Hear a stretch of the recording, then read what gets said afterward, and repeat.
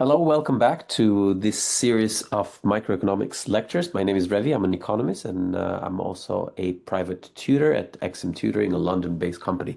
Today we'll continue our series of videos with the Edgeworth box. So in the previous video, I talked about how the Edgeworth box is a really clever way to illustrate an economy that's comprised of two individuals. And we talked about Revi and maybe Ben, and we talked about how every single point on the Edgeworth box shows how resources are being divided in the economy. So that's really what we talked about. What we want to talk next is this idea of Pareto optimal. So is this allocation, say this allocation A, or an allocation B, or maybe this extreme allocation here, C, where Ben gets everything, or maybe this allocation here, D, where Revi gets everything. So remember, everything here on this direction is for Revi, and everything that's left over is for Ben. Okay, so that's what we told about. So what, first of all, we have to define what is Pareto optimal. What is a Pareto optimal allocation? And that is an allocation such that you cannot make someone better off without making the other person worse off in this particular context when you only have two individuals. And therefore, when something is Pareto non-optimal, there is scope for trading, right? We could trade in such a way that at least one person will be better off and the other person will not be hurt. And quite likely, both individuals could be made better off. Okay. So how do we decide whether something is Pareto optimal or not? And that's where we need to come and discuss this idea of preferences. So we've been discussing preferences and how we solve for different utilities, and that's where they come in useful. So it could be that Revi, for example, is a perfect substitutes type of individual. So he thinks about these two goods, um, and he has a perfectly substitute type preferences. So his indifference curves are linear. Okay.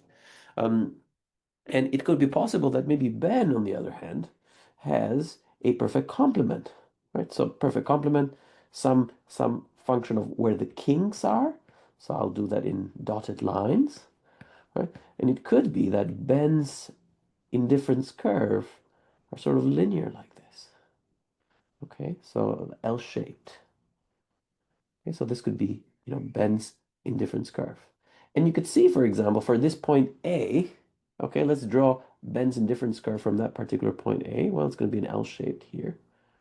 Okay.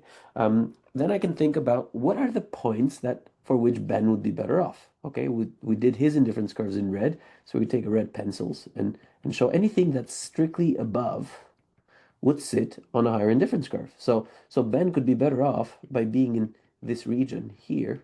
I keep continuing here, but you get the point. And then I could say, what about Revi? When would Revi be better off? Well, Revi would be better off anything that's above here, right?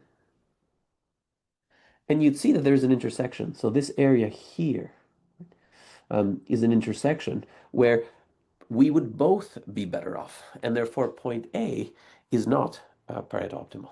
Okay, there's no way of making it is not Pareto optimal because any point inside, strictly inside here, would make both of us better off. Okay, let's take another allocation. So let's say that we take this allocation here, X. Well, that allocation is Pareto optimal. The reason being is that if I draw Ben's indifference curve, it would be here.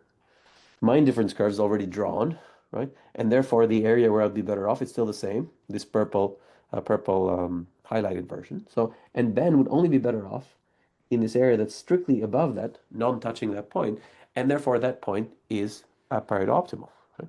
And in fact, in this situation here, we'll see that all of this point in the king are are Pareto optimal, okay? Because there's no way we can make someone better off without hurting someone. Okay, um, and we'll also notice that, which is not immediately obvious, that all of these points here are also Pareto optimal. Um, Actually, are they all Pareto optimal? No, they're not Pareto optimal, right? So we will see that those points actually are not Pareto optimal. Let's actually convince ourselves. So I made a mistake there, but it's a good learning opportunity.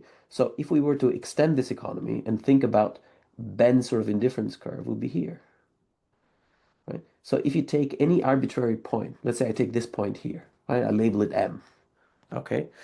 If you go in this direction, which is feasible, Ben will be indifferent. He will not be hurt.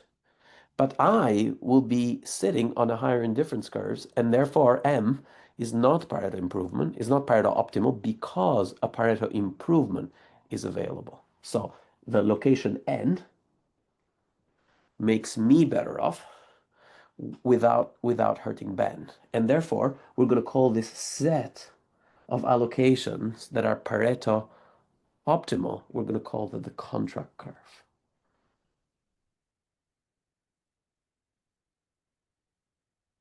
So it's very common in exams, perhaps studying exchange economies, that the first set of questions will be about your understanding of Pareto efficiency and a particular allocation, whether that allocation is Pareto efficient or not Pareto efficient.